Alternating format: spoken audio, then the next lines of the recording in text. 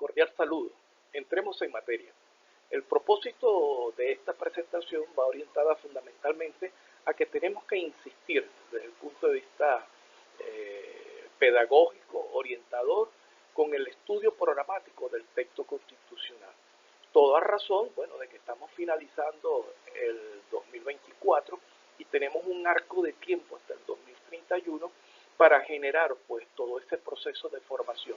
Por eso es que decimos la necesidad y enfatizamos de retomar el estudio programático del texto constitucional. ¿A razón de qué?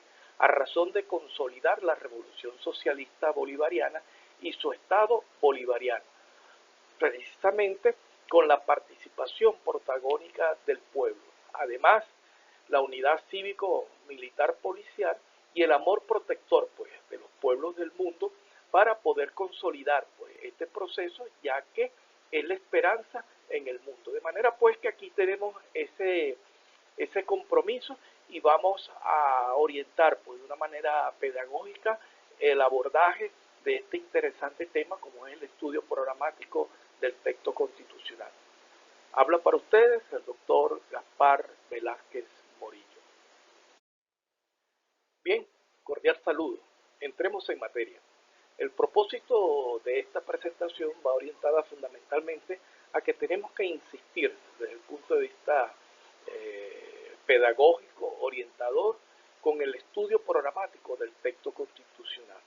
Toda razón, bueno, de que estamos finalizando el 2024 y tenemos un arco de tiempo hasta el 2031 para generar pues todo ese proceso de formación. Por eso es que decimos la necesidad y enfatizamos de retomar el estudio programático del texto constitucional. ¿A razón de qué?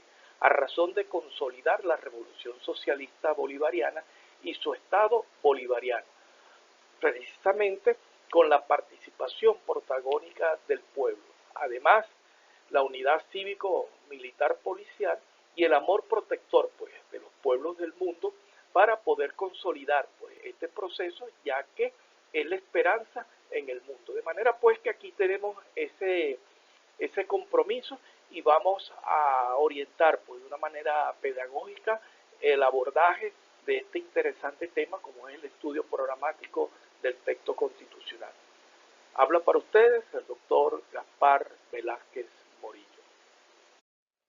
Bien, nos preguntamos sobre la importancia de hacer esta inducción constitucional, puesto que nosotros no podemos aislar pues, la necesidad que tiene el pueblo, la necesidad que tiene el liderazgo partidista y la necesidad que tiene el gobierno y el Estado de viabilizar sus proyectos. En razón de esta imperiosa necesidad, es necesario, es pertinente socializar pues, en los espacios laborales, sociales, institucionales, la inducción sobre el texto constitucional, porque aquí en Venezuela se aprobó un texto constitucional sin haber derogado el anterior, el texto del año 61, de la praxis institucional y de la forma de pensar de las personas. Por eso es que es importante pues socializar esta inducción en estos espacios a los cuales ya me referí, pues y lo quiero reiterar para enfatizar, los espacios institucionales, los espacios sociales y precisamente los espacios donde interactúa o donde hay cualquier expresión de interacción en función del logro de sus objetivos. En segundo orden, tenemos que ya plantearnos de manera muy fervorosa, fehaciente y con la fuerza que exige la consolidación de la República Bolivariana de Venezuela, cumplir el acometido de refundar esta revolución, esta república, todo en función precisamente de ir pues, a la búsqueda y de concreción de lo que establece el texto constitucional. También por otro lado, y es pertinente también conocer esto, y es que es necesario, es urgente, es importante que comprendamos de que hay que abocarse a la destrucción de los vestigios del Estado burgués. O sea, tenemos un Estado que responde, bueno, a otras expectativas, responde a otras necesidades, y ese Estado es precisamente el Estado heredado. Y una de las maneras que nosotros tenemos que plantearnos avanzar es destruir eso, puesto de que eso nos impide avanzar, bueno, hacia el futuro. De allí pues que el reto presente es precisamente destruir ese estado y abrir pues las alamedas, abrir el campo de las ideas, de las acciones, de la transformación precisamente al estado contenido dentro del texto constitucional. Y lo otro es lo que plantea el artículo séptimo del texto constitucional. Todo dentro de la Constitución. Fuera de la Constitución, nada. Y en otro orden de ideas, la importancia de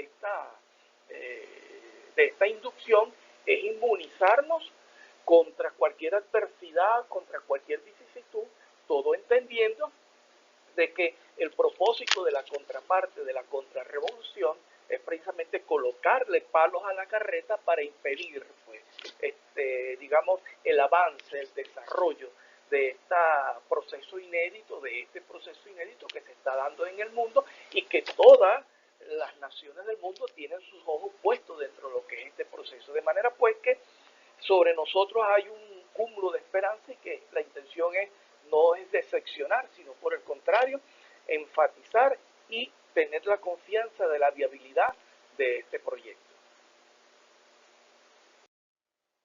En otro orden de ideas, y es importante resaltar, ya que no estaría completo el abordaje del estudio programático del texto constitucional, pero es necesario y es pertinente hacer un análisis del momento y hacer un análisis de la coyuntura.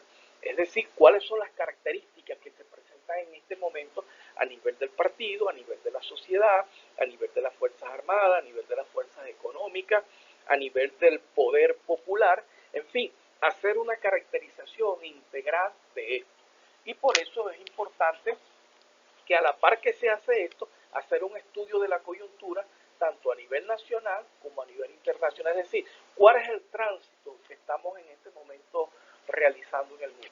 Por supuesto, no es menester, porque en esta presentación, hacer esos respectivos análisis, puesto de que consumiría más tiempo, pero de lo que se trata es advertir que es necesario hacer un análisis del momento y de la coyuntura. Y por lo tanto, bueno, tiene que llevarse un registro de las situaciones que estamos viviendo a nivel del espacio específico donde se está dando una dinámica puntual, como la relación que tiene que llevarse a nivel nacional y por supuesto la relación que tiene que llevarse y el adelanto es puntual a lo que me quiero referir, la inserción de Venezuela en los BRICS, en la moneda, en la incorporación de Venezuela y su potencial petrolero y la significación que va a tener para los países, los integrantes y todo aquello a lo cual se pueda, digamos, colocar el hombro para el desarrollo de los países, bueno, que históricamente han estado marginados. De manera pues que es importante que se haga esta reflexión, todo en función de que no pensemos nunca de que estamos aislados, sino que todo está interconectado. Lo que sucede aquí repercute en otros países y lo que repercute en otros países tiene consecuencias acá. De manera pues que eso sí tienen que llevarlo a cabo y generar ese proceso a los fines precisamente de cuando se haga un análisis, un estudio, una reflexión, se sepa en qué momento estamos, cómo estamos, en qué condiciones estamos, qué potencialidades reunimos o cuáles son las adversidades que vamos a tener por delante. Ahora bien, tenemos que estar conscientes de lo siguiente. No podemos avanzar al futuro, no podemos hacer la compenetración con la razón de ser de nuestro texto constitucional y la razón de ser de nuestra República Bolivariana de Venezuela sin haber tenido una precisión de qué es la doctrina bolivariana y en qué consiste. Y es menester en esta oportunidad entender, comprender, asumir, replicar, emular lo que plantea la doctrina bolivariana, porque ajeno a eso estaremos actuando incluso a ciegas, sin saber cuál es nuestro horizonte, cuál es el rumbo que nosotros tenemos que tener y encima de eso la importancia estratégica desde las convicciones, desde el compromiso saber de qué barro histórico nosotros venimos para poder llegar a ser hoy. Más cuando ya se dice de manera cotidiana en las personas, en los espacios, ya sea rural, citadino, universitario, institucional, comunal, bueno, una consigna que se expresa y recoge pues la fibra y recorre la piel de la emoción. Y es que la espada de Bolívar anda por América Latina. Entonces, decir eso es porque es una onda expansiva teniendo conciencia del hilo histórico y de lo que representó esa epopeya que significó el proceso independentista pues de, del libertador Simón Bolívar y toda esa repercusión pues que las condiciones, imaginen, las condiciones adversas en las que se llegó y la cual se tuvo para poder enfrentar un imperio español en este caso y derrotarlo. Lo otro también es entender cuáles son los fundamentos del socialismo. Y hay algo que es importante saber, y es que existen ya asomos de una condición presocialista en nuestro libro histórico, puesto que ya se ha dicho con bastante énfasis, bueno, que nuestros ejércitos no salieron a conquistar, sino a liberar, a articular, a plantear, y esa luminaria, esa, digamos, visión hacia el futuro, pues precisamente nace del espíritu de lucha, de guerra, de precisamente el libertador Simón Bolívar y quienes nos acompañaban. Pues de manera pues que tenemos que estar conscientes que al estudiar la doctrina bolivariana y los fundamentos del socialismo, ya no solamente estamos haciendo un estudio de la realidad, una interpretación de la realidad, cuando lo que se trata es de transformar esa sociedad heredada y que estamos dando los primeros pasos de manera acertada y asertiva. Pretendemos en esta oportunidad, y haciendo una sinopsis del contenido de lo que estamos abordando, es precisamente hacer del texto constitucional una herramienta ideopolítica, ideológica y política para la batalla de las ideas. Y destaco lo siguiente, y decimos texto constitucional porque es una fuente de consulta, y como nosotros estamos en un periodo de transición del Estado heredado al Estado bolivariano, nosotros tenemos que saber cuáles son las vicisitudes, cuáles son los obstáculos y cuáles son los rieles en los cuales nosotros tenemos que avanzar, marchar a los efectos precisamente de consolidar este Estado. Pero es que nosotros tenemos hacia adentro de las fuerzas populares en Venezuela, dentro de la institucionalidad, dentro del Estado mismo, dar un debate. Y dar un debate implica que cada espacio laboral, cada espacio social tiene que convertirse en un espacio de reflexión. No podemos dejar esto al libre albedrío, ni que sean los medios de comunicación o algún liderazgo que emita una opinión y después hay un vacío porque no hay una continuidad, sino otra. Es decir, tenemos que a la vez comprender la emocionalidad y saber administrar la emocionalidad, todo a razón de que nosotros estamos en presencia de una batalla de las ideas, tanto con los pares, con los iguales en nuestros ambientes, puesto de que hay distintos niveles de conciencia y distintos niveles de participación. Y por eso es que es inusual. Venezuela se rompió el termómetro, el mercurio rompió el termómetro, porque si vamos a dar un ejemplo de cómo es la batalla de las ideas, es como el sector femenino a nivel nacional se puso en la vanguardia. Eso implicó llevar un debate dentro de la familia, eso implicó tener un debate incluso en ese seno de la familia y con los intereses y los requerimientos y las necesidades que allí se dan. De manera pues que eso es evidencia que también en los ámbitos laborales tenemos que llevar eso. ¿Por qué? Porque tenemos que cumplir una productividad, tenemos que cumplir el plan del año, tenemos que tener a las mejores personas comprometidas en los cargos de responsabilidad, porque ¿quién va a garantizar que esos planes se cumplan? Es precisamente las ideas, el compromiso, motivar, darle una palmada en el hombro, abrazar, apoyar a quienes de una u otra manera, por razones disímiles, bueno, han mermado la marcha. Y la intención es incorporarlo para que estemos en vanguardia. En otro orden de ideas, asumir el texto constitucional para pensar y actuar como pueblo. Acá me quiero detener para hacer lo siguiente. Y viene a colación la expresión de una clase en sí y una clase para sí. Entonces, y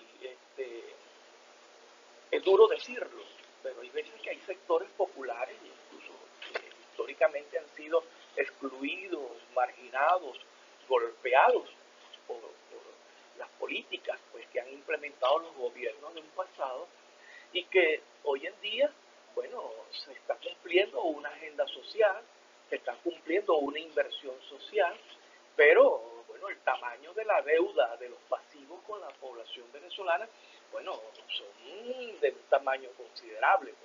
Pero es contradictorio que estos sectores, proviniendo de los estratos más golpeados de la sociedad, muchas veces se ubican en la defensa de los sectores a los cuales lo han combinado a ese pueblo a vivir en precarias condiciones. Es una contradicción. Y la intención es que esa clase se convierta ya no en una clase en sí, sino que haya una clase para sí. Y la mejor pregunta de interrogar al Estado, de interrogar al gobierno y de interrogar las gestiones es ¿para quién se trabaja? Si estamos conscientes de para quién se trabaja, bueno, eso tiene que ser de respaldo, por supuesto. Ahí tenemos que nosotros tener conciencia de los liderazgos, si los liderazgos son horizontales, si los liderazgos llegan a la emocionalidad de las personas, si llegan a consolidar pues esa conciencia, puesto de que las palabras motivan, pero el ejemplo es la guía. Entonces de lo que se trata ahí es que, bueno, nuestro liderazgo institucional, político, social, partidista, bueno, sea el mejor ejemplo sobre el cual, bueno, se puedan, digamos, ser el espejo de la sociedad. Entonces, el texto constitucional, ¿verdad?, es la fuente donde se puede nutrir. Dígame, si usted va, nada más por mencionarle, si usted se va al preámbulo del texto constitucional, bueno, eso es, digamos, un manantial, pues es una prosa donde está contenido toda esa espiritualidad, toda esa carga de conciencia, toda esa carga sublime, bueno, que ha alimentado a los pueblos y es lo que han logrado en última instancia superar las vicisitudes, los obstáculos. Imaginémonos, bueno, los llaneros cruzando el Paramandino, los llaneros peleando en escarpadas montañas, los llaneros en el Alto Perú, ¿verdad? Y a quiénes seguían, cuáles eran sus sueños. Inclusive muchos estaban, algunos eran incluso hasta analfabetas, por no decir un grueso importante. Pero, bueno, eran capaces de subir a lo más excelso de lo que es la motivación y la creación, dar la vida por toda una causa. En otro orden de ideas, también comprender la concreción del nuevo Estado para asumir en la integralidad. ¿Por qué si nosotros no tenemos como meta la construcción del nuevo Estado, eso es como arar en el mar? Eso es, digamos, un salto, disculpen lo duro de la expresión, pero es como un salto al vacío, porque se está construyendo es la efervescencia del momento, ¿no? Se trata de que nosotros tenemos que consolidar, y en la medida que nosotros consolidemos ese nuevo Estado socialista, es la evidencia de que estamos destruyendo lo heredado y estamos construyendo lo nuevo. Pero en esta función de lo nuevo, nosotros tenemos que comprender, ¿verdad?, que en este caso tenemos que estar conscientes que en el artículo número 3 del texto constitucional están los fines del Estado. Y es construir una sociedad justa y amante de la paz y cumplir el ejercicio de la voluntad popular.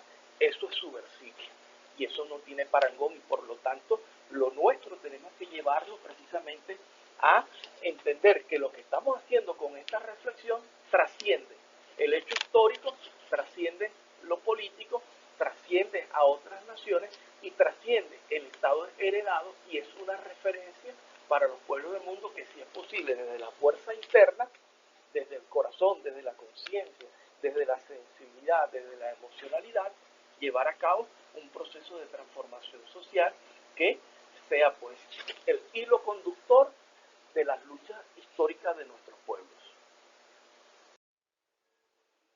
Ahora bien, tenemos que estar conscientes de lo que significa el texto constitucional de la República Bolivariana de Venezuela. Es un mapa, es una guía, es una bitácora, es una brújula, es decir, es el riel donde vamos a transitar para ir conquistando gradualmente los alcances y beneficios que entrañan la construcción de la República Bolivariana de Venezuela. Por lo tanto, tenemos que verlo como programa y tenemos que verlo como plataforma de lucha. Es importante que interioricemos, que concienciemos eso y lo llevemos en nuestro torrente sanguíneo, en nuestra emocionalidad, porque a partir de allí es donde vamos a dar los debates con los pares y con los que están ahí al frente. No es en base a pareceres, criterios, vicisitudes, puesto de que lo que se trata es de la concepción del diseño de un país. Entonces, por lo tanto, es menester, es importante conocer el texto constitucional como programa y como plataforma de lucha, y a continuación haremos una explicación un tanto más detallada al respecto.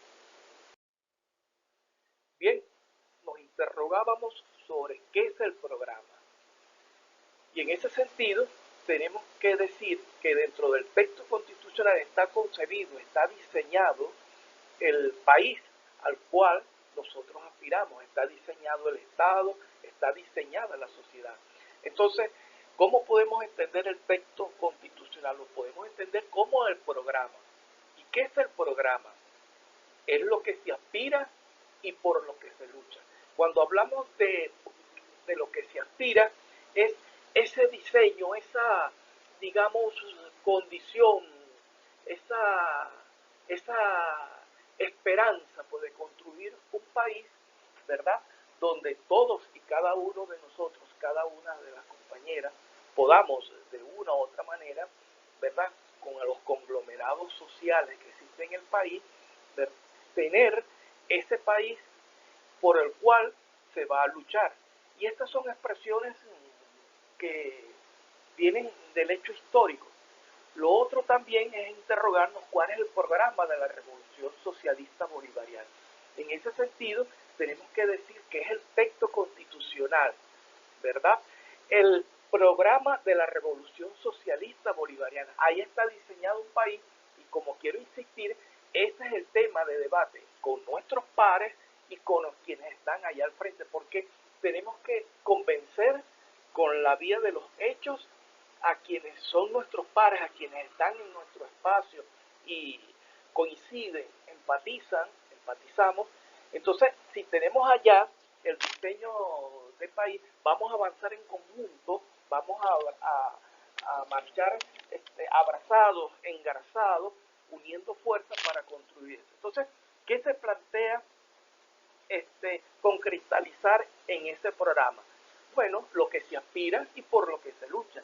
Y que el fin último del texto constitucional, y eso es un infinitum, eso no tendrá, digamos, una llegada, es construir una sociedad justa y amante de la paz.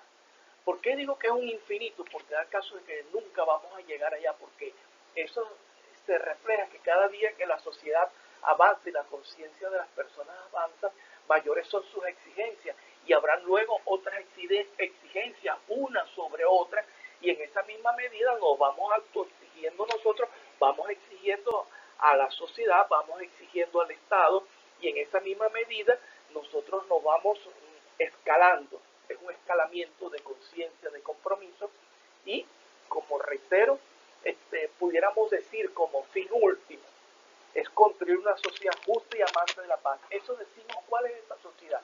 Bueno, decimos que es el socialismo. Pudiéramos utilizar el cristianismo, pudiéramos utilizar como sinónimo el humanismo. pero se trata es precisamente de esa construcción que es un extracto del discurso de Angostura del 15 de febrero de 1819 del Libertador, que es construir una sociedad justa y amante de la paz.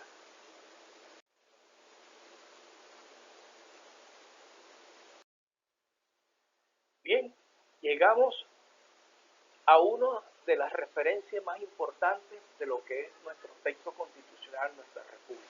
Esto no es un simple adorno, esto no es una adjetivación en vacío, sino que es una adjetivación comprometido con la esencia de lo que decimos. O sea, quién es nuestra guía, quién es nuestra luz. Precisamente el ejercicio y a llevar a cabo el proceso de transformación de una sociedad. ¿Quiénes fueron esas referencias para nosotros? Y después de tanto hurgar, revisar, bueno, hemos coincidido que es el Libertador Simón Bolívar, pero de lo dicho por el Libertador Simón Bolívar hay una fecundidad tal, de tal magnitud, que había que escarbar, buscar dentro de lo que esa prolija y fecunda producción intelectual del Libertador Simón Bolívar, y llegamos precisamente a definir qué es la doctrina bolivariana. Y decimos que esa doctrina es el concepto más avanzado de democracia que se conozca hasta hoy en día. Y podemos recoger también allí la interpretación dialéctica del Libertador Simón Bolívar, que ya se anticipaba en los tiempos. Por eso que se decía, bueno, que no era un hombre de estos tiempos, sino del futuro. Y el primer elemento que nosotros nos atrevemos, ¿verdad?, a considerar como parte integrante de lo que es la doctrina bolivariana que guía esta república, que es el sistema de gobierno más perfecto, es aquel que produce la mayor suma de felicidad posible, la mayor suma de seguridad social y la mayor suma de estabilidad política. Como lo quiero enfatizar, esto fue el 15 de febrero de 1819 en el discurso de Angostura, expresado pues en voz y letra del Libertador Simón Bolívar. Y años posteriores, en 1821, el 3 de octubre, en el cuartel de Cúcuta, dice el Bolívar esta expresión que rompe la dimensión, ¿verdad?, de los tiempos. Y es que no puede haber república donde el pueblo no esté seguro del ejercicio de sus propias facultades. Estudiemos un poco esto, pues, para tener una idea que, por supuesto, ustedes deben profundizarla cada vez más, y cada espacio debe ser expresión de esto. Y es que el sistema de gobierno más perfecto es una visión dialéctica, es decir, es garantista, pero buscada, ¿verdad?, en el devenir del accionar pues, de ese gobierno, partiendo del criterio de que a quién se beneficia. Esa es la manera de interrogar al Estado, de interrogar al gobierno o interrogar a cualquier institución, es decir, a quién se beneficia con mi gestión. Lo otro es que se produce la mayor suma de felicidad posible. Se trata es de vivir, de trabajar, de disfrutar, de contextualizar, de armonizar, ¿verdad? Porque somos parte de la naturaleza. Entonces, tener este tránsito en la vida, no como un hecho escabroso de caminar con una pesada cruz sobre nuestras espaldas o caminar con unos grilletes, con unos pesados grilletes. Se trata de entender la felicidad en el sentido de disfrutar lo que nosotros hacemos, aún siendo o costando parte importante de un esfuerzo, hacerlo con la vocación de servicio, la vocación de servir, de ser útil. Como lo decía Simón Bolívar, no está en ser grande, sino en ser útil. Y lo otro, la mayor suma de estabilidad política. Y esto lo voy a partir del antagonismo de la intención expresada por Bolívar, la mayor suma de estabilidad política. Bueno, sobre este proceso se han lanzado, bueno, puñales de distintos tamaños, dardos con distintas venenos, pero lo cierto del caso es que se llama que es un proyecto fracasado, pero constantemente vemos propósitos acentuados, continuos, de colocarle palos a la carreta para que fracase este proceso. Entonces nos preguntamos, si es tan negativo, ¿por qué no dejan que caiga por su propio peso? De manera pues que esto ustedes tendrían que analizarlo a la luz de su propia especificidad. Y lo otro, no puede haber república donde el pueblo no esté seguro del ejercicio de sus propias facultades. Si en una institución, si en un espacio social, si en una realidad específica, el pueblo no es incorporado al plan de negocio, y coloquemos como ejemplo, si una industria petrolera, en este caso PDVSA, está instalada en una comunidad específica o una de sus subsidiarias, es tener una relación unívoca, permanente, constante entre esa empresa y esa comunidad. Y de esa misma manera nosotros vamos a decir con toda certeza, ¿verdad?, que PDVSA pertenece al pueblo. Ahora, toda institución tiene que rendir cuenta partiendo del criterio del punto y círculo. Es decir, los niveles gerenciales, los niveles institucionales tienen que articularse con la sociedad y la sociedad articularse con esa institución. Valga un ejemplo rápido. Hay críticas, salen denuncias por la prensa, fue vandalizado un liceo, fue vandalizado una escuela en una comunidad tal. Si hay articulación entre los directivos, los docentes, los padres y representantes con los integrantes, las integrantes de esa comunidad, y existe esa imbricación profunda, esa escuela no es vandalizada, porque lo que se estará haciendo es el intento de ser vandalizada, pero es porque la sociedad, la comunidad sale en defensa inmediata, porque ese es un bien creado precisamente para armonizar, para reflexionar, para convertir esa escuela en una referencia social e institucional, y encima de eso se están formando las nuevas generaciones. De manera pues que nosotros tenemos que comprender que no puede haber república donde el pueblo no esté seguro de sus propias facultades, pero hay que formar al pueblo para ese ejercicio de esas facultades. No se trata al azar o la espontaneidad, sino crear espacios conscientemente organizados, de forma tal de garantizar la buena concepción y la buena ejecutoria de esas facultades. Bien, cordial saludo. Entremos en materia. El propósito de esta presentación va orientada fundamentalmente a que tenemos que insistir desde el punto de vista pedagógico, orientador, con el estudio programático del texto constitucional. Toda razón, bueno, de que estamos finalizando el 2024 y tenemos un arco de tiempo hasta el 2031 para generar pues todo ese proceso de formación. Por eso es que decimos la necesidad y enfatizamos de retomar el estudio programático del texto constitucional. ¿A razón de qué? A razón de consolidar la revolución socialista bolivariana y su Estado bolivariano, precisamente con la participación protagónica del pueblo.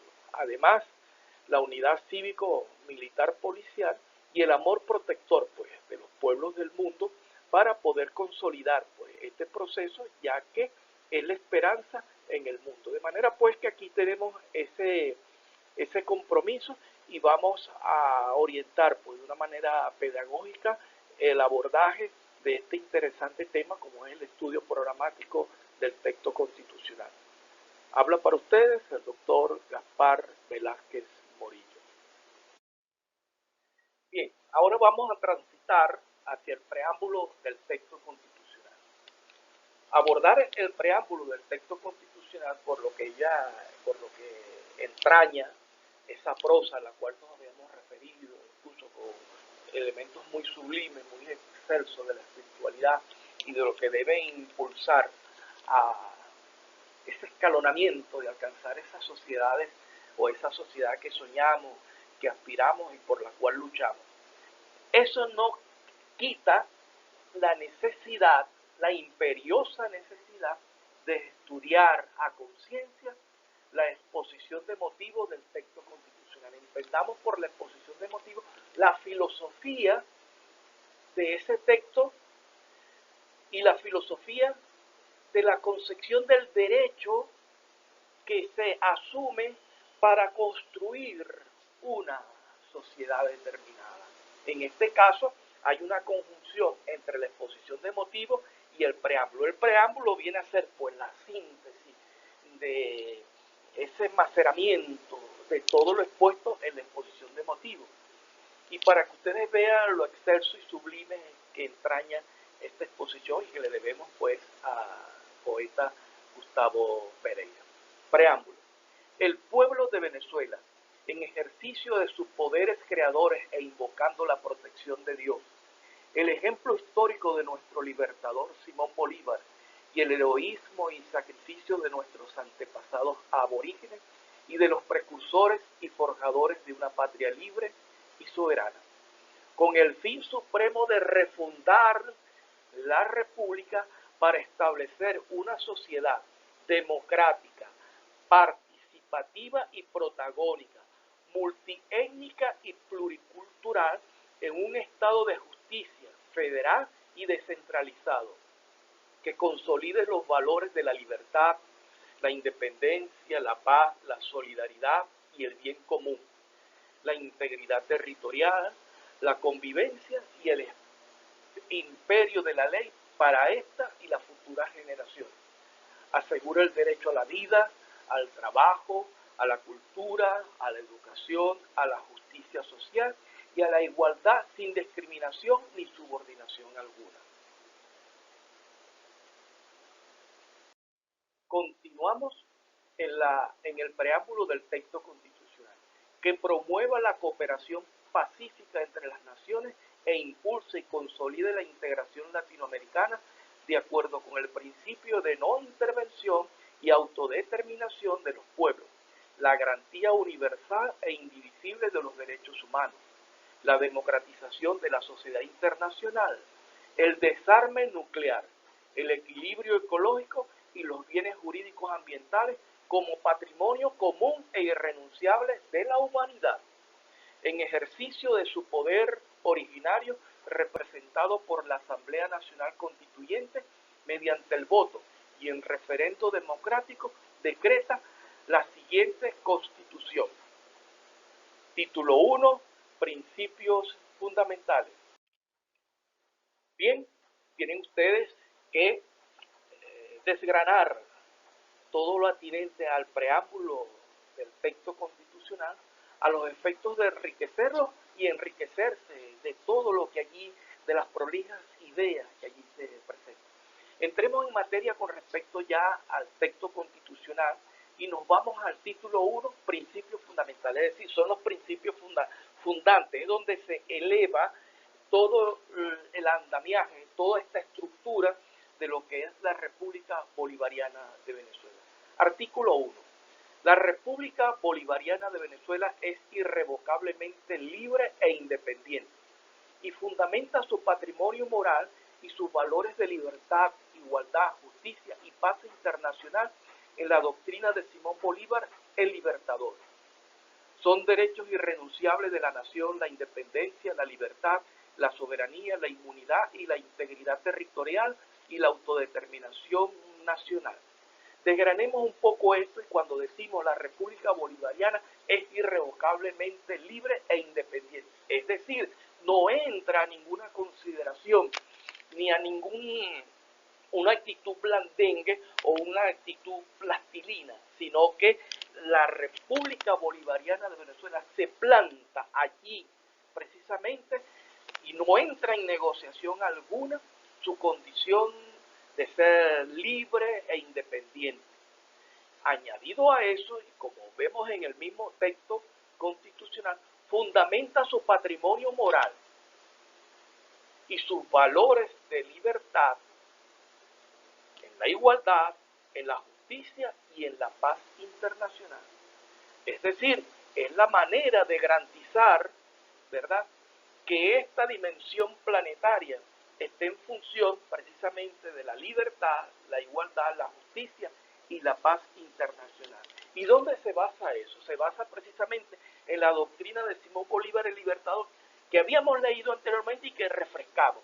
el sistema de gobierno más perfecto es aquel que produce la mayor suma de felicidad, la mayor suma de seguridad social y la mayor suma de estabilidad política.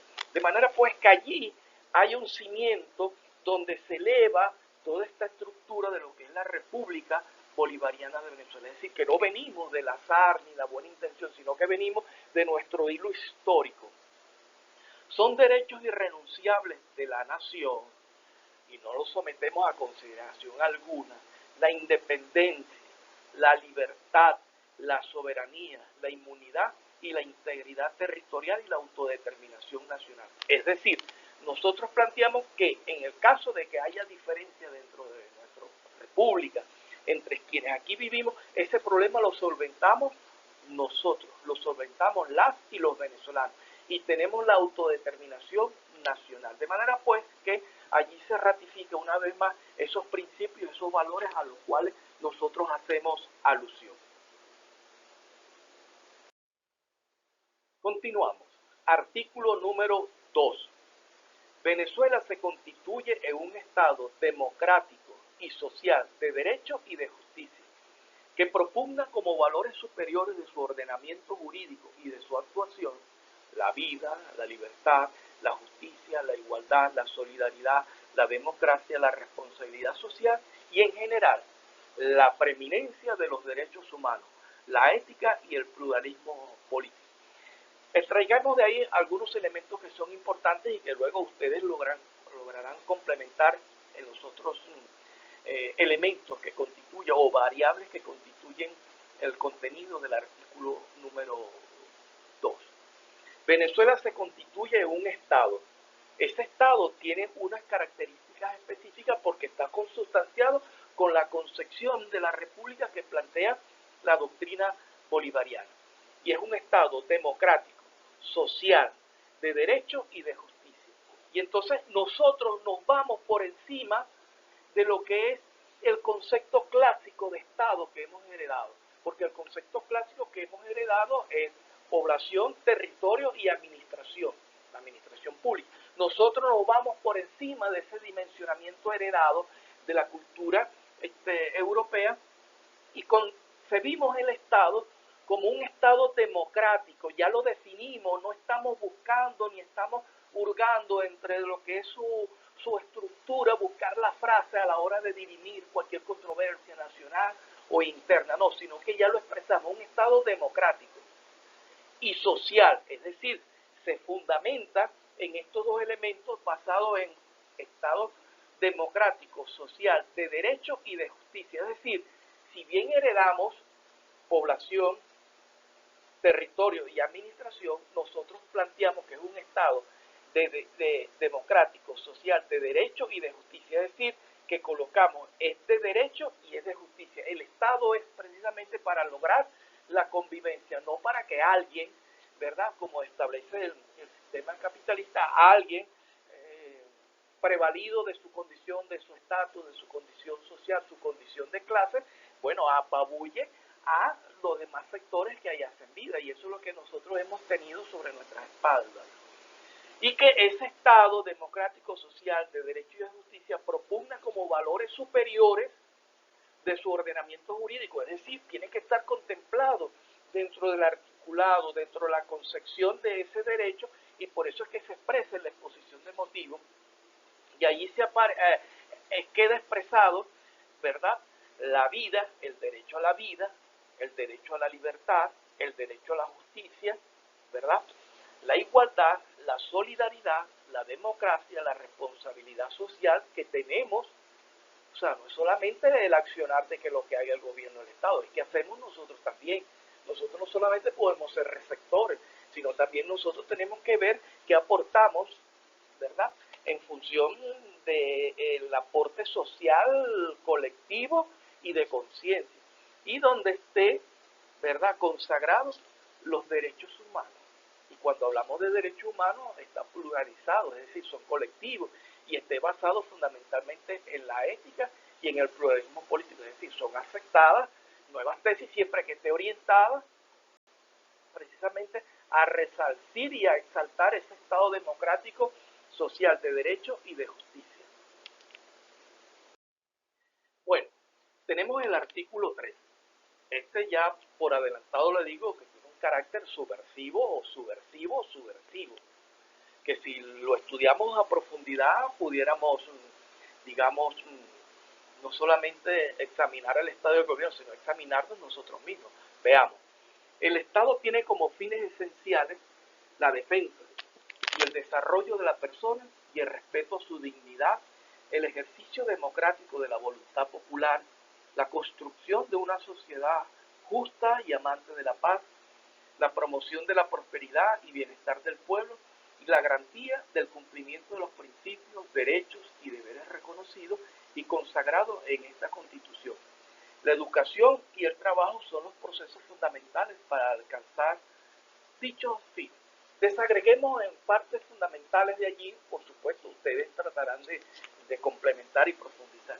El Estado tiene como fines esenciales, es decir, fines esenciales. Respirar es un fin esencial. Si yo no puedo respirar, por supuesto, paso a otro plano de existencia, pero no al plano de vida, ¿verdad? Y cuando hablamos de esos fines esenciales, porque son, la palabra lo entraña, lo que quiero es reiterarlo, es esencial. Sin eso es difícil llevar a cabo procesos. Pues. Entonces es la defensa, el país tiene que defenderse y para eso crea la legalización y su estructura, sus Fuerzas Armadas, su Fuerza Armada Nacional Bolivariana, que quede claro, ¿verdad? También aboga por el desarrollo de la persona, es decir, llevarlos a niveles de conciencia, a niveles de cumplir, de llevar a cabalidad pues, esta expresión, porque en la medida que seamos más cultos somos más exigentes y al ser más exigentes tenemos mejores condiciones de vida, intelectuales. Por eso es que se dice, bueno, que una persona sin formación es un ser incompleto, pues sin estudio es un ser incompleto. Entonces la idea es el desarrollo de la persona y por supuesto el respeto a su dignidad.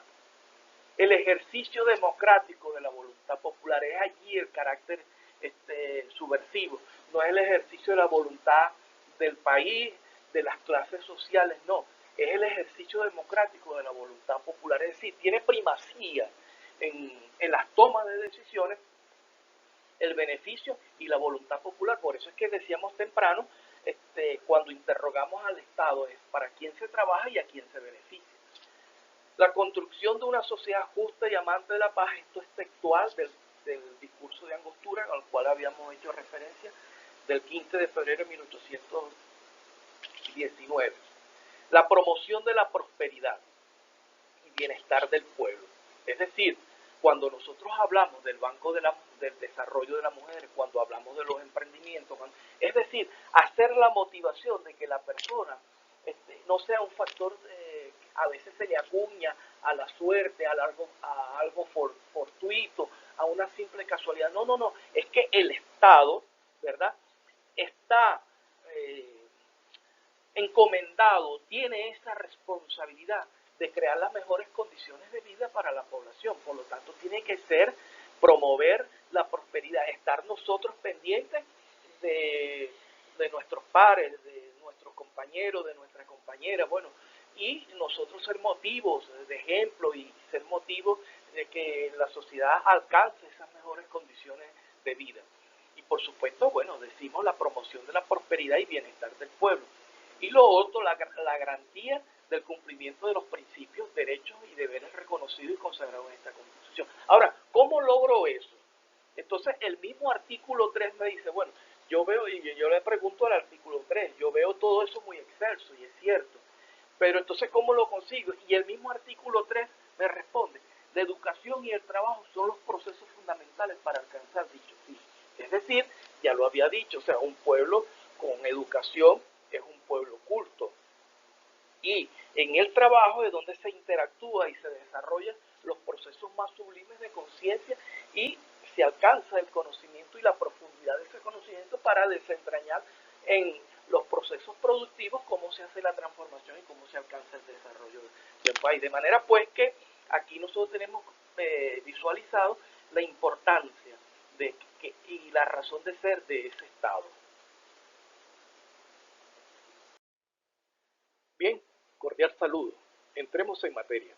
El propósito de esta presentación va orientada fundamentalmente a que tenemos que insistir desde el punto de vista pedagógico, orientador, con el estudio programático del texto constitucional. Toda razón, bueno, de que estamos finalizando el 2024 y tenemos un arco de tiempo hasta el 2031 para generar pues todo ese proceso de formación. Por eso es que decimos la necesidad y enfatizamos de retomar el estudio programático del texto constitucional. ¿A razón de qué? A razón de consolidar la revolución socialista bolivariana y su estado bolivariano, precisamente con la participación protagónica del pueblo.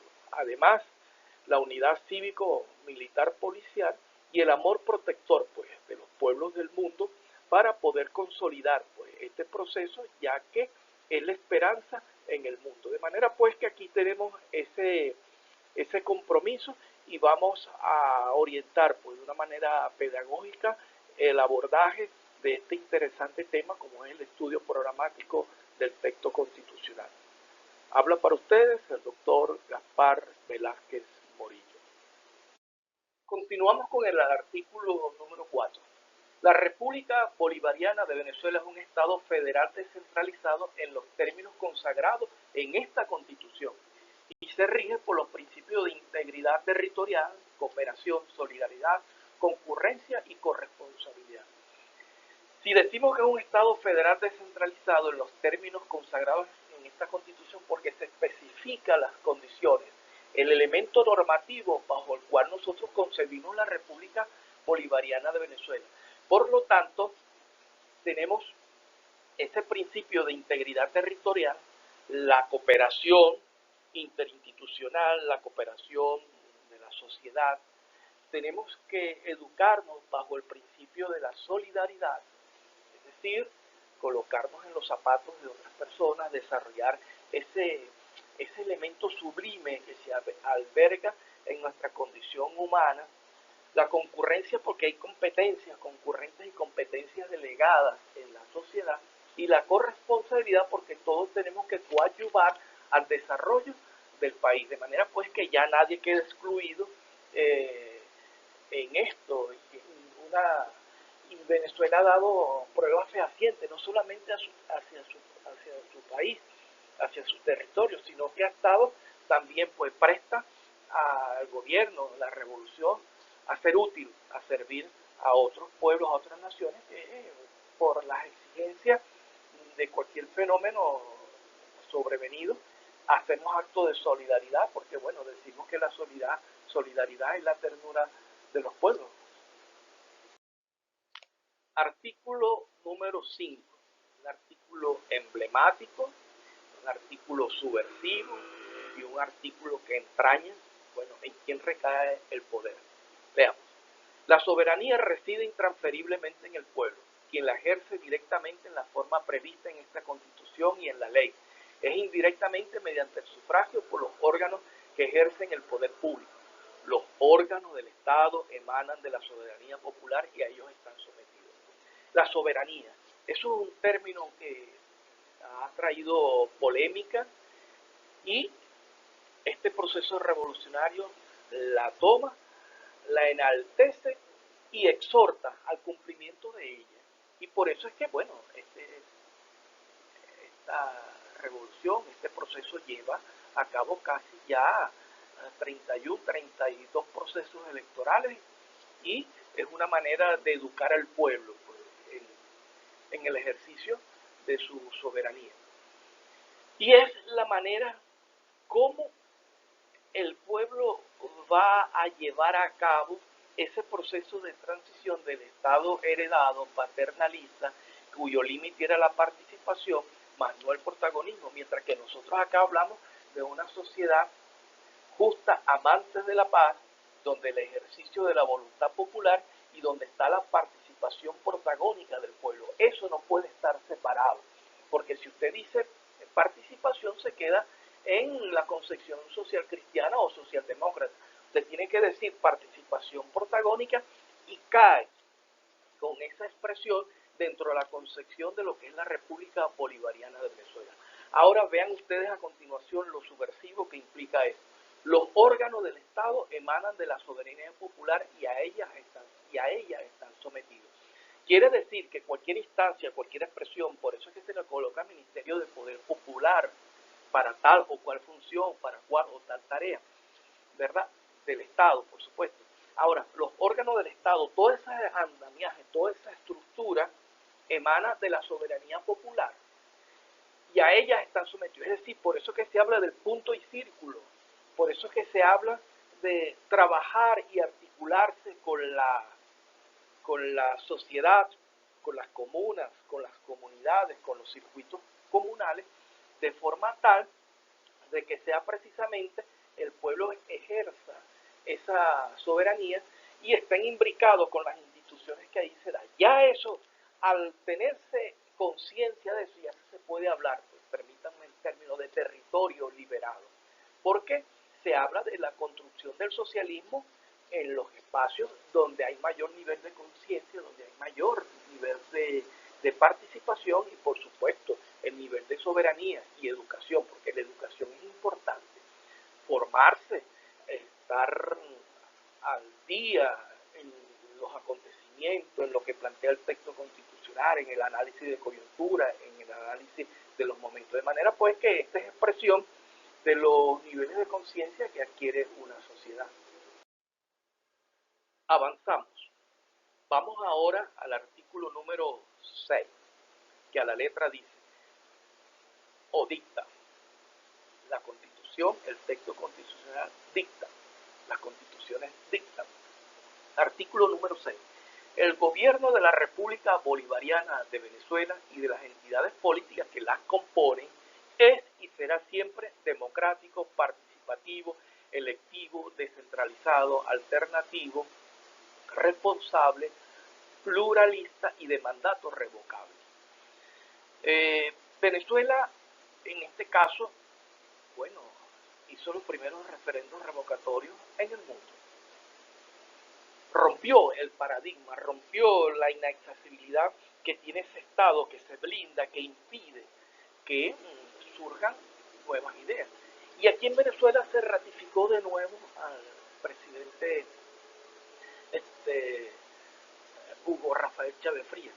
Ahora bien, decimos que todas las entidades políticas que las componen es y será siempre democrático, no para las élites, participativo, no es para las élites, electivo, no es para los golpes de Estado, no es para las conspiraciones, descentralizado, porque, bueno, descentraliza sus funciones y competencias en la medida de lo establecido en la normativa legal.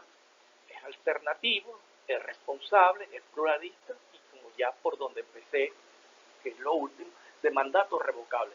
De manera pues que esa es la esencia, esa es, digamos, la impronta, la huella que debe tener cualquier aspiración institucional, cualquier desempeño de las entidades políticas, y debe ser lo que la caracteriza. Y por lo tanto, bueno, el pueblo se incorpora a participar de esas entidades políticas en tanto y en cuanto es tomado en cuenta, en tanto y en cuanto se alcanzan los objetivos, se precisan los objetivos, cuáles son las metas. De manera pues que el pueblo es artífice de ese propio gobierno y de las entidades políticas que lo componen. Llegamos al artículo número 7.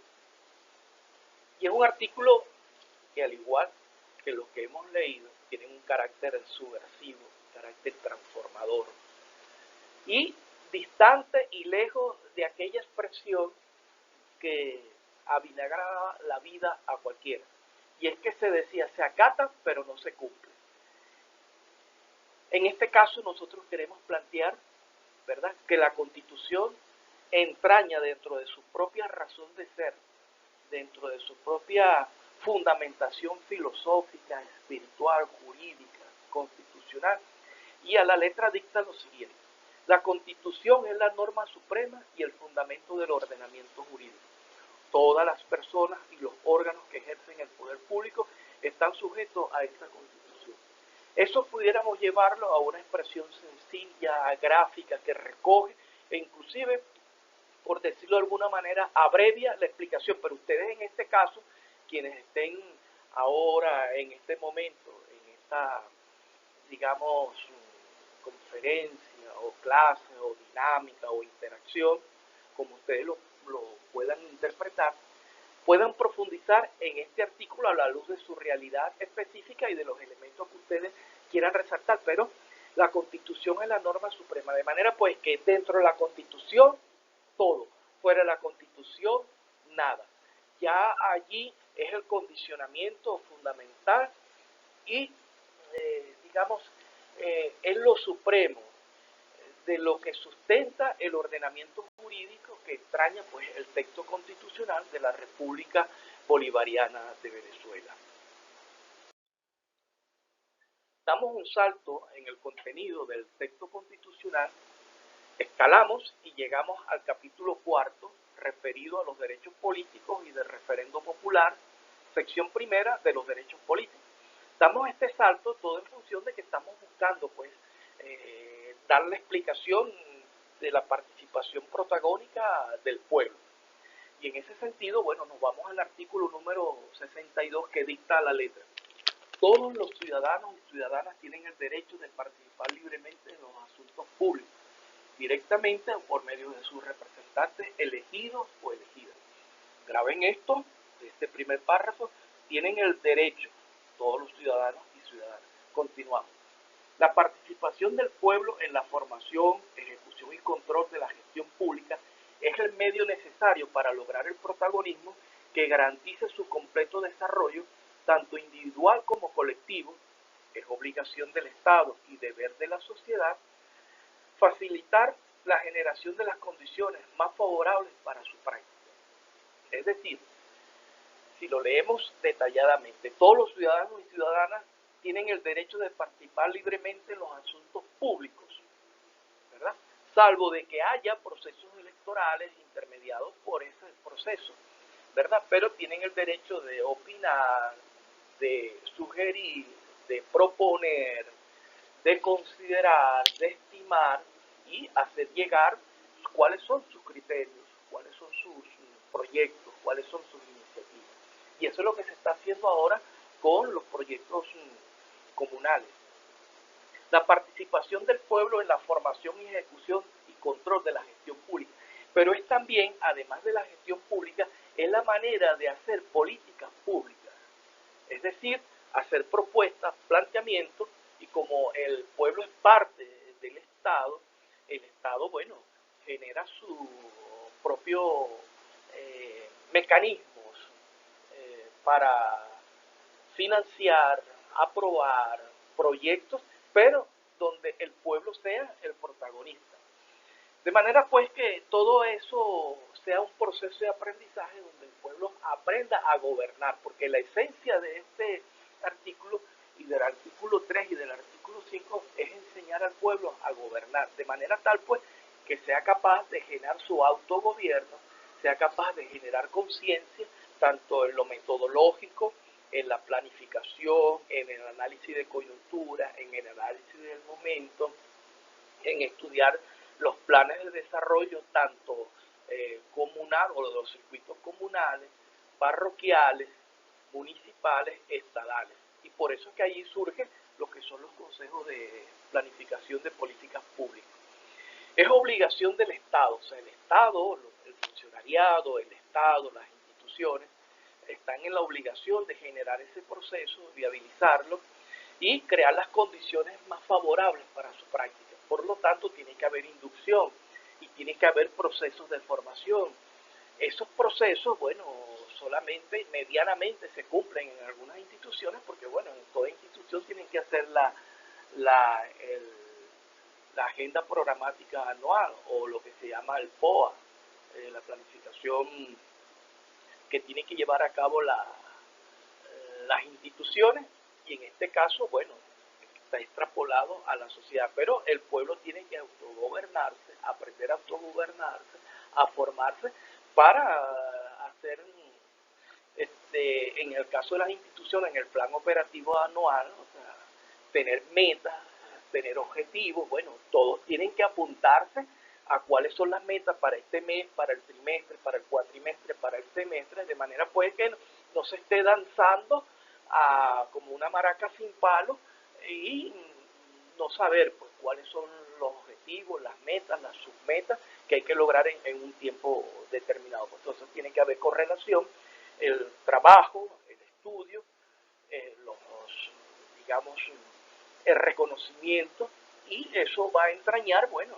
el ascenso de cada quien y el reconocimiento social y el liderazgo de cada quien, pues cuando se tributa a conjugar toda la voluntad social, toda la voluntad institucional, partidista, en función del logro de los objetivos trazados, y o corregirlo en la misma marcha para acondicionarlos a los objetivos adecuados que exige ese momento particular.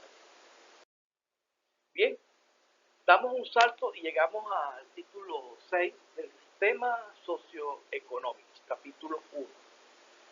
Y es importante entender que toda esta hilación que deliberadamente he colocado es para conducir a quienes están del otro lado, quienes están, cuando digo el otro lado, no la acera del frente, cuando digo del otro lado, a quienes estamos generando ese proceso de cambio en el país.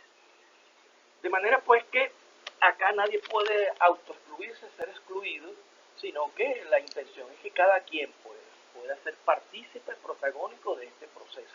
Y todo tiene que ver y conducirse hacia el régimen económico, porque cuando nosotros interrogamos al Estado, al gobierno, a las instituciones, y la manera precisa de saber para quiénes ellos están trabajando es a quién beneficia. Esa es la pregunta que hay que hacerse. Es decir, la gestión en un municipio, en una alcaldía, en una institución del Estado, en un organismo para regional o para municipal o para estatal. Es decir, ¿para quién ellos cumplen una función? Y en ese sentido tenemos que en el título 6 del tema socioeconómico, capítulo 1, del régimen socioeconómico y de la función del Estado en la economía. Leemos a la letra, presten atención para que ustedes vean lo importante de esto. Artículo 299. El régimen socioeconómico de la República Bolivariana de Venezuela se fundamenta en los principios de justicia social, democracia, eficiencia, libre competencia, protección del ambiente, productividad y solidaridad, a los fines de asegurar el desarrollo humano integral y una existencia digna y provechosa para la colectividad.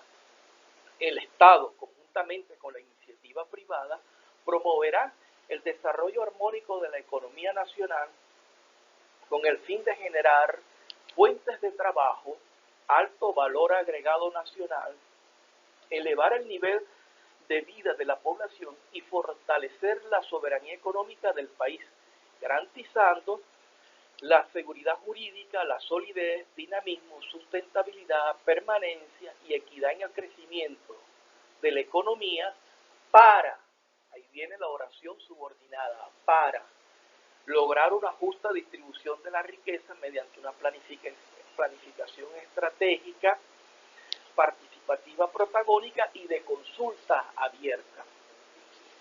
Estudiemos esto. El régimen socioeconómico de la República Bolivariana de Venezuela se fundamenta en los principios de justicia social, es decir, saldar esos pasivos, saldar, digamos, esa herencia anacrónica de los gobiernos del pasado, para que haya esa justicia social. Y cuando decimos social es porque englobamos, bueno, a todos los sectores excluidos, marginados, y también aquellos que pertenecen a determinadas condición, pero que tributan precisamente a la República Bolivariana de Venezuela partiendo del criterio ganar, ganar. También esto se fundamenta en un carácter democrático, ¿verdad?, donde se satisfagan las respuestas para toda la sociedad, sea un sistema eficiente, ¿verdad?, donde, como ya lo dije, se satisfagan todas las necesidades, pero a la vez tenga una efectividad, tenga un desarrollos acorde a los niveles de exigencia a los cuales está planteado el régimen socioeconómico. No la postergación, no, sino que tenga allí pues ese dinamismo. Libre competencia, es decir, cuando hablamos de libre competencia tenemos que admitir, bueno, que todos son concurrentes en un espacio con ofertas y propuestas, de manera tal pues cada quien a la luz de sus potencialidades oferte, pero siempre con la regulación del Estado. Por supuesto, tenemos que generar procesos productivos sin hacer y sin lesionar, ¿verdad?, el ambiente. De nada vale que sea un conglomerado industrial, un holding industrial, un proyecto de tal o cual envergadura, y tiene que ser mínimo o nulo. Y por supuesto, utilizar toda la tecnología que esté al alcance para evitar esos daños secundarios o esos daños o esas lesiones al ambiente, porque bueno, es la postergación, preservar ese ambiente y protegerlo es la postergación de la vida. Por lo tanto, bueno, no basta con satisfacer las necesidades y extraer de la naturaleza las bondades y recursos minerales que nos da, sino también cómo resarcirlo en su condición de protección y preservación. Sea un sistema económico donde haya la productividad, es decir, nosotros tenemos que responder a las situaciones del momento. O sea, no puede ser que tenga un proyecto que sea, bueno, cómo escribir debajo del agua, pues, en una máquina de escribir, pues, en una computadora, pues, a merced de las olas, no, sino que tenemos que tener asertividad en los proyectos. Es decir, responda a las exigencias y del momento, a las exigencias productivas, estructurales de la sociedad, y por lo tanto que haya solidaridad entre cada uno de las personas que allí se plantean, y que no solamente se vaya al beneficio exclusivo de un espacio territorial determinado, sino que por el contrario avancemos pues y hagamos ya sea encadenamientos productivos de manera tal de que bueno se satisfaga y se creen esas cadenas, digamos esas atenciones. Ahora, ¿con qué se hace esto? Se hace precisamente para asegurar el desarrollo humano integral, es decir, estudio, producción, rentabilidad, beneficio y satisfacción de las necesidades, precisamente para tener una concepción integral del desarrollo, del alcance de la sociedad y, por supuesto, entrañar una existencia digna. No puede hacer que se produzca, ¿verdad?, existan altos estándares y productividad y se llenen estadísticas y barras, bueno, de la producción y la población está en precarias condiciones de vida, no, sino que tiene que haber esa armonización. Por eso hablábamos temprano de esa imbricación de una empresa y un espacio. Esto por decir en lo pequeño, pero aquí está visto desde el punto de vista nacional y por lo tanto ustedes deben buscar pues, correlacionar a la hora de hacer este estudio del sistema socioeconómico lo puntual y lo nacional. Pues.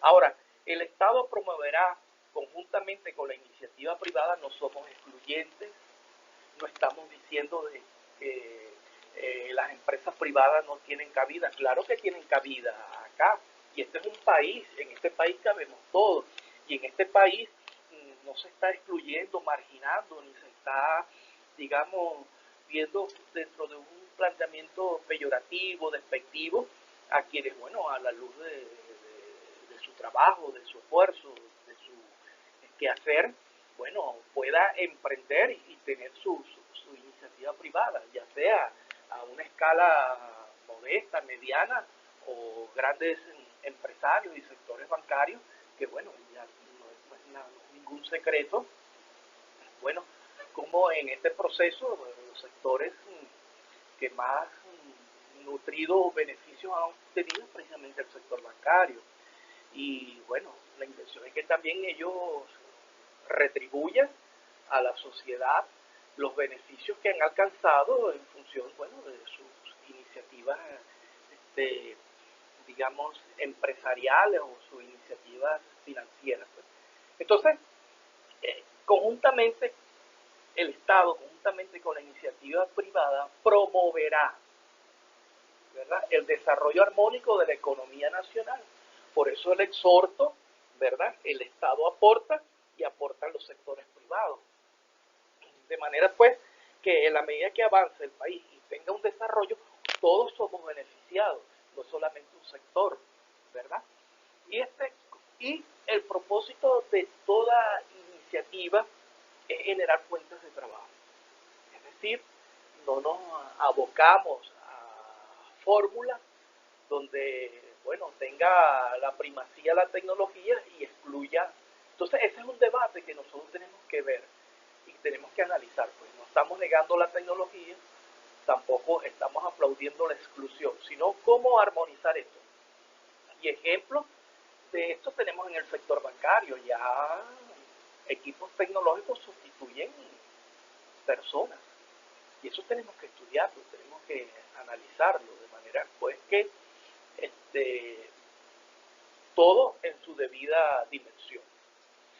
También tenemos que hacer el alto valor agregado nacional, es decir, además del encadenamiento, tener innovaciones, tecnologías, no descuidar las patentes, ¿verdad? Puesto de que muchas veces el conocimiento que nosotros creamos en la industria petrolera o en cualquier otra rama de la producción del sector primario, secundario, terciario, bueno, lo vemos de una manera incluso hasta ingenua y ponemos nuestros conocimientos a disposición de tutilimundachi. Yo no estoy haciendo un llamado al egoísmo, ni estoy haciendo un llamado a, digamos, a una actitud sectaria, pero sí entender qué es lo estratégico en un país, quiénes pueden tener acceso a lo estratégico de un país. Y me remonto al caso para abreviar el tema y ustedes lo profundizarán más y mejor en sus reflexiones, el caso de Intesa. Pues. El cerebro tecnológico de PDVSA estaba en manos de una transnacional. Eso es inconcebible. Eso es, digamos, supeditarse, subordinarse, arrodillarse. Pues tenemos que tener conciencia qué es lo que nosotros podemos socializar y qué es lo que nosotros tenemos que reservarnos de una manera consciente a los efectos precisamente de preservar, dosificar la información, dosificar lo que se va y generar pues todo este desarrollo de lo que es el Ministerio de Ciencia y Tecnología, de las innovaciones en los distintos campos del conocimiento, del saber, de la medicina, del ambiente, en fin, todo un conjunto de cosas. Pues. Entonces, de lo que se trata es de hacer ese alto valor agregado nacional conscientemente, elevar el nivel de vida de la población. Bueno, Venezuela es un país cuya condición económica todavía tiene la característica de la colonia, y es que el 65% de la población está ubicada en la franja norte costera. Eso es herencia de la colonia, es herencia del pasado. Entonces, ¿cómo nosotros podemos cambiar esa relación? Y por eso el uso y abuso de los servicios, por eso el uso y abuso de las políticas públicas en estos grandes conglomerados urbanísticos citadinos. Y tenemos todavía una población muy pequeña con respecto a al gran territorio que nosotros albergamos, más de 1.000.000 de kilómetros cuadrados, y ahora con la incorporación de la Guyana nuestra, la Esequiba. Entonces, de lo que se trata es de satisfacer el nivel de vida de la población, y eso se fundamenta en la educación y el trabajo. Fortalecer la soberanía económica del país, por supuesto, en los convenimientos jurídicos, legales, en los convenios, contratos, tener pues la voluntad de los principios de independencia, soberanía, autosustentabilidad, autosostenibilidad, en función precisamente de tener esa solvencia, basado precisamente en lo jurídico y en nuestros principios constitucionales. Garantizar la seguridad jurídica, tanto para los inversionistas como para los propios, de manera pues que ya no todo quede a nivel de palabras, sino precisamente que se ventilen los casos, las situaciones en nuestro ámbito jurídico. La solidez, pues, tener un país sólido, solvente, en todas las áreas, de manera que haya un crecimiento, incluso, por decirlo de alguna manera, si la palabra me lo permiten, equivalente. Un país con un dinamismo de buscar, explorar, por ejemplo, ya hoy se está dando el día la exportación de productos y bienes, eh, no solamente del petróleo, sino de otras áreas, la marca país, en fin, todo un conjunto de iniciativas que hay que llevarlo. Somos el segundo productor de queso, tenemos el mayor rebaño de ganado, más el bufalino que se incorporó. Bueno, eso da sustentabilidad, permanencia y equidad del crecimiento de la economía, o sea, que no hayan esos desbalances territoriales. Antes, bueno, habían estados o personas que decían, bueno, ¿qué me importa a mí el estado Sucre o Apure? No tienen fortalezas petroleras, entonces se creaban determinadas culturas, determinadas formas de pensar. No, hoy en día tenemos que buscar la equidad del crecimiento de la economía, complementar una zona, llevar encadenamiento, ver la potencialidad y con base a esa potencialidad hacer desarrollos allí, pues. Y eso lo hemos venido llevando a cabo, pues. O sea, ya no se puede ver el desarrollo del país como los estados pujantes, potencias, y los estados mermados, eh, digamos, sin alcanzar ese desarrollo. Pues sabemos muy bien que entrañan toda una riqueza, puesto de que, bueno, hemos sido bendecidos por la naturaleza, pero ya se trata de buscar, pues, bueno, cómo nosotros hacemos puentes con Guárico, con Bolívar, con Apure, con Barinas, con Cogede, con Aragua, con el Estado Lara, Zulia, Falcón, es decir, cómo nos imbricamos todo en función de esa, y ahora con los 18 motores nosotros vamos a complementar. Y parte importante es, digamos, las instalaciones universitarias, que ya no deben ser patrimonio exclusivo, sino en la articulación de lo que se necesita en esa región, en esa localidad. Lograr, entonces, ¿esto para qué? Porque cuando interrogamos este artículo, bueno, está bien todo lo anterior, pero para. Entonces, el mismo artículo nos responde, porque el texto constitucional tiene esa habilidad, salvo algunos artículos que no responden al por qué. Son aproximadamente como 5 o 7. El resto, todo usted tiene por qué, por qué, por qué, por qué, y ella responde el por qué. ¿Por qué de esto? Ella misma responde. ¿Para qué esto? Ella misma, el mismo texto constitucional responde. Entonces, ¿para qué todo lo anterior? Para lograr una justa distribución de la riqueza.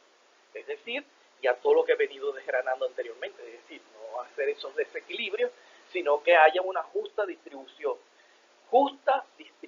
de la riqueza, mediante una planificación estratégica, participativa y de consulta abierta. Es decir, que participe el pueblo de manera consciente, educada, puesto que la idea es que no solamente donde están las universidades, la gente se gradúa y se anicha allí, pues se anida ahí, y volver a su pueblo, salvo para el hecho de las vacaciones o la nostalgia, pero no, la idea es que hayan sectores fundantes, y eso en la perspectiva de corto, mediano plazo tiene que estudiarse eso.